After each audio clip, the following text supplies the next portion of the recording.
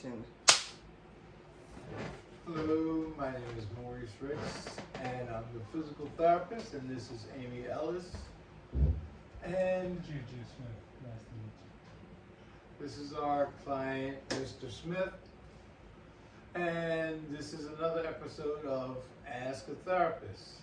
Now, in this episode, this gentleman was in an auto accident, and we are here to do an evaluation and then come up with an appropriate treatment protocol for this gentleman. Okay, so from what I understand, that the accident was a week ago, and his doctor referred him to this facility, and so I understand I would get his name, address, etc., background, and then I would just go and document the questions, the responses to the questions that I ask him. Now, the first thing I usually ask a person who's in a motor vehicle accident, especially now that they have airbags, is, did you hit your head?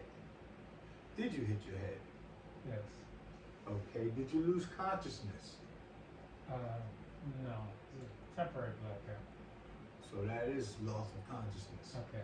What some people will always do is try to qualify, but a blackout is a blackout, you know, and sometimes they'll even qualify their pain. It was bad that day, but it's not so much today, but it's still present. Okay, another question I'd like to know is, do you have headaches? And have you been having headaches since the accident? Just the first night. Okay, all right. Did you go to the emergency room? I did not. Very good. Okay. Now, I'd like to know, where are you having pain? Are you having pain in your spine? Right here at the base of my back and slightly up in the mid portion of my back. Mm-hmm. All right, so that's the thorax and lumbar region. You have any pain in the neck region? Just all these questions. I'm only kidding. I got a slight tick in my neck. All right.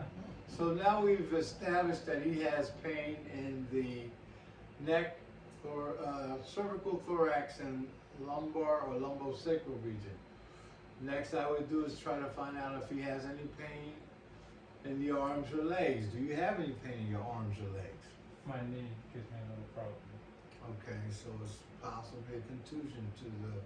And you said my knee. You touched your right knee. Is it your right knee, left knee, or both knees? Right knee. Okay. All right. Do you have any numbness or tingling in your hands or feet? Slightly. From the first night, it was that way, and then it's kind of subsided a little bit. And where was it specifically? On the ball of my feet? Numbness? Yes. Okay. All right. But you haven't noticed it recently? I do. It's kind of on and off. So in this case, I would always try to document everything that he's complaining about now. Because later on, if it crops back up, you have it documented that he did have problems at an earlier time. And it still could be related directly to that motor vehicle accident. Before I go any further, do you have any significant past or present medical history problems? No. Okay, very good. All right, now I would let him know that we're going to go through a review of the systems as far as what he's physically capable of doing. And so let's take it from there. Let me pull out the way. So before you go into that, why would Mr. Smith come to this setting as opposed to you being in a rehab or just doing it at home? Why would you recommend that he come to an outpatient setting? Well, first of all, if he were to choose to do this at home, which it's all well and good, but in if you go to a physical therapist or occupational therapist, they would be able to find out, as I call ROS, or review of the systems, to find out everything or possibly everything that could be present from this traumatic accident. Now, he could go home and just focus on his back and not realize, oh yeah, I do have pain here. This is why we go through the system. While we try to figure out where all the problems are and write them all down. Okay, so as time goes on, as the pain hopefully starts to decrease, some things may never be a problem ever again. However, other things may linger on and on and on. And so for their protection, it's good to have this all documented. All right, and also it also leads credence to referring him to other, how do you call it, evaluation tools such as MRIs, CAT scans, EMG, et cetera, et cetera. And there's a lot of equipment here too, because that's one of the things to be mindful as you proceed with treatment. You have equipment here as opposed to at home. Absolutely. You don't Good have this point. Good equipment, point. so. And everybody, what they'll have at home is probably a heating pad, and whatever, or ice pack, or both. And then they may be using analgesic bombs. But in a setting such as this, we have a battery of pain relieving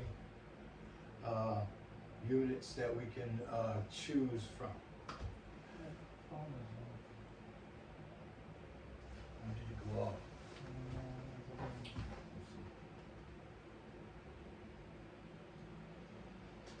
I wonder if mine's gonna go off.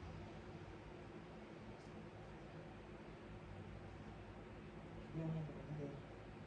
Oh, I hope we get this. I'm sorry for the technical delay.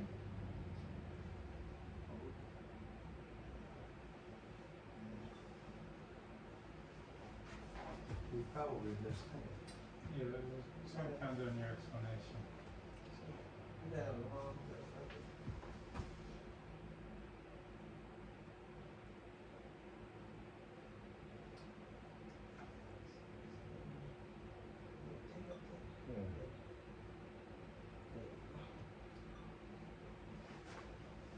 All right, let's continue.